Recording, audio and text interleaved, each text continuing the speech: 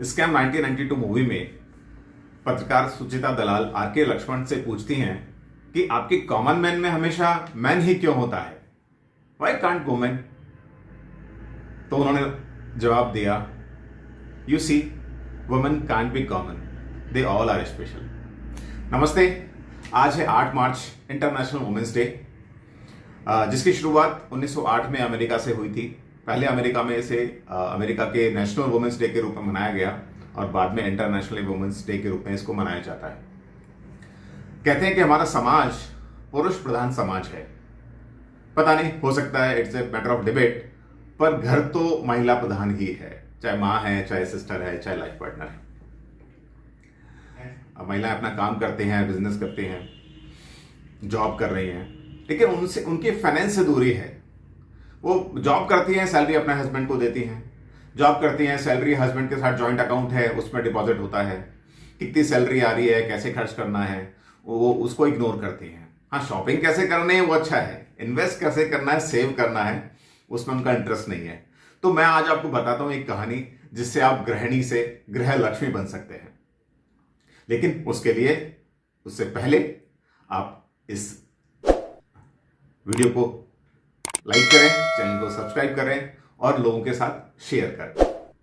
देखिए, हमारे यहाँ पे, हमारे समाज में हम बात करते हैं, बच्चों को हम कहते हैं पढ़ लो, साइंस पढ़ लो, डॉक्टर बन जाओ, इंजीनियर बन जाओ, लेकिन हम उन्हें ये कहीं नहीं सिखाते कि अच्छा फाइनेंस कैसे हो, पैसा कैसे आप अर्न करते हैं, कैसे सेव करते हैं और कैसे उसको इन्वेस्ट करते हैं। ये सब बातें हम जान पाते हैं। मैं जान पाया लगभग 35-40 साल की उम्र में। आजकल जो यंग जनरेशन है वो थोड़ा जल्दी समझती है, पर फिर भी उनकी परसेंटेज बहुत कम है। भारत में लगभग 5% के आसपास लोग इक्विटी में इन्वेस्ट करते हैं और उसमें से भी महिलाओं का जो प्रतिशत है वो 30 से 33% के आसपास ही है। तो यदि हमें हमारे समाज में हमें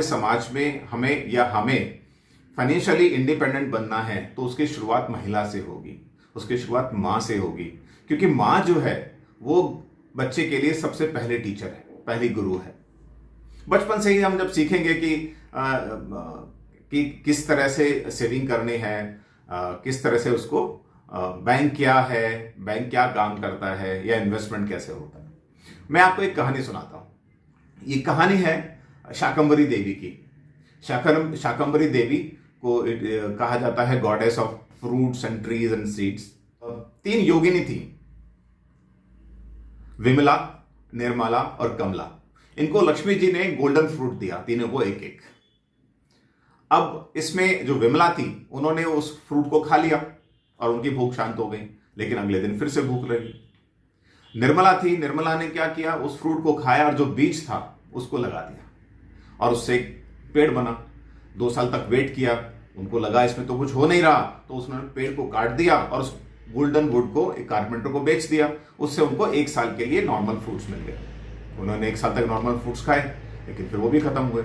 लेकिन जो कमला थी उन्होंने क्या किया, उन्होंने उस फ्रूट को खाया और बीज को लगा दिया।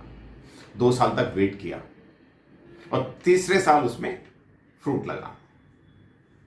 उन्होंने 2 साल वेट किया और फिर फ्रूट लगे उसके अंदर, तो उन्होंने वैल्यू ऑफ पेशेंस को समझा। फिर उनमें से उन्होंने 100 फ्रूट खा लिए। उन्होंने तीसरे साल तक वेट किया और उनको फिर फ्रूट्स मिले, तो फिर उन्होंने वो 100 फ्रूट्स खा लिए और उनके बीज को फिर से बो दिया। उसमें से 50 जो बीज थे वो पेड़ में बदल गए और आगे जाकर के उनमें से फिर फ्रूट हुए। तो इस तरह से करके उनकी संख्या बहुत सारी हो गई, या 2500 उनके पास फ्रूट हो गए। अब अगले साल सूखा पड़ने की संभावना थी, तो उन्होंने क्या किया कि यदि सूखा पड़ता है तो मैं जो लकड़ी है वो भी खराब हो जाएगी, तो मैं इनको काट के कारपेंटर को बेच देती हूँ। लेकिन फिर सोचा यदि सूखा नहीं पड़ा तो क्या होगा, मेरे सारे फ्रूट के पेड़ चले जाएंगे। तो उन्होंने आधे पेड़ों को कारपेंटर को बेच दिया और आधे पेड़ों को रहने दिया। और हुआ क्या, अगले साल सूखा नहीं पड़ा। तो उन्होंने ऐसा करके एक तरह से कॉशियस रिस्क लिया। तो उन्होंने डेवलप किया क्वालिटी कॉशियस रिस्क टेकिंग। इस तरह से उनके पास बहुत सारे फ्रूट के पेड़ हो गए और बहुत सारे फ्रूट लगते थे, लेकिन वो उनको खाती थी, उनको एंजॉय कर रही थी, लेकिन कभी भी उनको बोना नहीं छोड़ा, हमेशा बीज बोते रहे। उन्होंने बड़ा सा उनके पास उन पेड़ों का बगीचा बन गया। अब उसमें से कुछ थे जो फ्रूट्स थे वो राक्षसों ने चुरा लिए, वो चोरी हो गए, तो उसको हम बोल सकते हैं राइट ऑफ। कुछ थे जो असुरों ने लिए उनसे, इस एवज में कि हम तुम्हारे बगीचे को कुछ नहीं करेंगे, लेकिन उसकी रक्षा करेंगे। हाँ, तो उन्होंने ऐसा किया, कुछ उन्होंने असुरों को दिए पर उनका बगीचा सुरक्षित रहा, लेकिन बाकी उन्होंने फॉरेस्ट को उजाड़ दिया। तो दिस इज कॉल्ड टैक्स। तो उन्होंने थोड़ा सा टैक्स भरा और जिससे उनका बगीचा बचा रहा। अच्छा, इसी दौरान उन्होंने अपनी जो दूसरी योगिनी थी विमला और निर्मला, उनको नहीं भूला। उन्होंने विमला को एक फ्रूट दिया कि आप इसे खाइए और इस बीज को बो दीजिएगा, लेकिन उसके बदले में आपको मेरी सेवा करनी होगी यदि मुझे जरूरत पड़ती है तो दिस इज कॉल्ड दक्षिणा।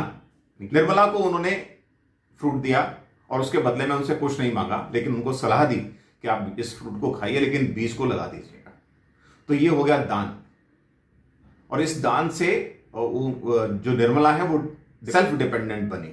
Nirmala became self dependent. अब आगे चल के उन्होंने निर्मला से कहा कि मैं तुम्हें तुम्हारे जो ये फ्रूट हैं ये आप मुझे दे दो, मैं इनको फिर से लगा दूंगी और इसमें से इन बीजों में से अच्छे फ्रूट निकलेंगे, क्योंकि उनको एक्सपर्टीज था। लेकिन इसके बदले में यदि पेड़ लगे, उसमें फ्रूट्स आए, तो 50-50% हमको शेयर करना होगा। 50% आप मुझे देना, 50% आप रखना, और यदि फ्रूट नहीं लगे तो मैं आपको कुछ नहीं दूंगी। तो निर्मला ने सोचा कि यदि वो विमला की तरह फ्रूट देती हैं तो उसको एक रिटर्न में बाद में देना पड़ेगा ब्याज के तौर पे, और यहां इसमें बात करते हैं तो कुछ नहीं देना, लेकिन उसका रिटर्न बहुत अच्छा हो सकता है। विमला के जब पेड़ बढ़ रहे थे तो जब तक वो गोल्डन फ्रूट्स कमला से लेती रही और उसके बदले में उनको एक अश्योर्ड रिटर्न उनको देना था, तो वो एक एक्स्ट्रा फ्रूट उनको वो देती रही। तो इस तरह से उनके लिए ये हो गया, कमला के लिए हो गया अश्योर्ड रिटर्न। जब निर्मला का पेड़ बढ़ रहा था तो कमला ने निर्मला से कहा कि आप मुझे ये फ्रूट्स दे दीजिए, मैं इनको ग्रो करूंगी, इनको लगाऊंगी और फिर इनसे पेड़ बनेगा, उसमें से जो फ्रूट लगेंगे उसका 50% मेरा होगा, 50% आपका होगा, और यदि किसी वजह से फ्रूट नहीं लगता है तो मैं आपको कुछ नहीं दूंगी। तो निर्मला के लिए रिस्क था कि यदि मैंने इनको फ्रूट्स दे दिए और कुछ नहीं लगा तो नुकसान होगा, लेकिन चूंकि ये एक्सपर्ट हैं और काफी समय से फ्रूट्स ग्रो कर रही हैं, इनका बगीचा है, इनकी एक्सपर्टीज है इसमें, और यदि फ्रूट लगते हैं तो 50% मुझे मिल जाएंगे।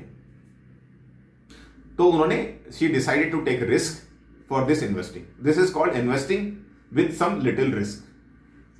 इस तरह से विमला इंटरेस्ट पे करती रही और निर्मला प्रॉफिट शेयर करती रही, और कमला के पास इस तरह से फ्रूट्स बढ़ते रहे। तो उन्होंने खुद के लिए फ्रूट्स ग्रो किए और दूसरों को हेल्प किया। बाद में आगे चलकर वो शाकंभरी देवी के नाम से जानी गई। शाकंभरी देवी को goddess of fruits, trees and seeds भी कहा जाता है। अब इसको हम, इस स्टोरी को आप बिल्कुल समझ सकते हैं एक म्यूचुअल फंड की तरह, जहां पे एक म्यूचुअल फंड मैनेजर है, वो आपके पैसे को आपके बिहाव पे इन्वेस्ट करता है। हाँ, लेकिन आपको शुरुआत करनी है डेट फंड से, विमला की तरह कि आपने उसको कुछ फ्रूट दिया और ये ऐश्वर्य, और उसके रिटर्न में उसको कुछ कि एक फ्रूट एक्स्ट्रा देना होगा। उसमें रिटर्न कम था लेकिन रिस्क बिल्कुल नहीं लिया। उसके बाद हम फिर निर्मला की तरीके पे जा सकते हैं, जहां उन्होंने रिस्क लिया और प्रॉफिट को शेयर किया, उसको हम इक्विटी फंड बोल सकते हैं। तो हम शुरुआत कर सकते हैं डेट फंड से, उसके बाद हम आगे जा सकते हैं इक्विटी फंड के अंदर। इसमें सिंपल सा रूल है, low risk low return, high risk high return. चलिए, यह बात आपको मुझे लगता है अच्छे से समझ में आई होगी। अच्छा, एक बात और मैं बताता हूं कि हमको सबसे सेफ इन्वेस्टमेंट क्या लगता है। आप सब बोलेंगे एफडी, तो आप एफडी करते हैं। अच्छा, एफडी कहां करते हैं आप? एफडी बैंक में करते हैं। अच्छा, सेफेस्ट बैंक कौन सा है? आपको लगेगा एसबीआई। यदि आप थोड़े से मॉडर्न हैं तो आप कह सकते हैं आईसीआईसीआई बैंक या एचडीएफसी बैंक। तो जब आप उस बैंक में इसलिए एफडी कर रहे हैं कि वो मेरा एफडी सेफ है, तो लेकिन एफडी तब तक ही सेफ है जब तक वो बैंक है। यदि बैंक नहीं है, बैंक दिवालिया होता है, तो आपकी एफडी सेव नहीं है। आपकी एफडी सेव है केवल 5 लाख रुपए तक। सरकार उसकी गारंटी सिर्फ 5 लाख रुपए तक की लेती है, उसके बाद सेफ नहीं है। तो यदि आप सेफ रहने के लिए, अपने पैसे को सेफ रखने के लिए एफडी कराते हैं किसी बैंक में, तो क्यों ना आप कुछ पैसा या उतना ही पैसा उस बैंक के शेयर्स में डाल दें, क्योंकि आपको यह तो विश्वास है कि बैंक तो रहेगा। ये जब बैंक रहेगा तो उसका शेयर्स भी रहेगा और डेफिनेटली आपको ग्रो करके देखेगा, ग्रो करके आपको देगा। आई होप आपको ये बातें अच्छी लगी होंगी। अब आपको डिसाइड करना है कि क्या आप गृहिणी से गृह लक्ष्मी बनना चाहते हैं या आपने आने वाली जनरेशन को फाइनेंशियली अवेयर करना चाहते हैं। अब ये आपको चूज करना है आपकी रिस्क टेकिंग कैपेसिटी के हिसाब से कि आप विमला बनना चाहते हैं, निर्मला बनना चाहते हैं, या फिर आप कमला बन करके खुद वेल्थ क्रिएट करें और दूसरे लोगों को वेल्थ क्रिएट करने में हेल्प करें। सो आप सभी का बहुत बहुत धन्यवाद। नमस्ते।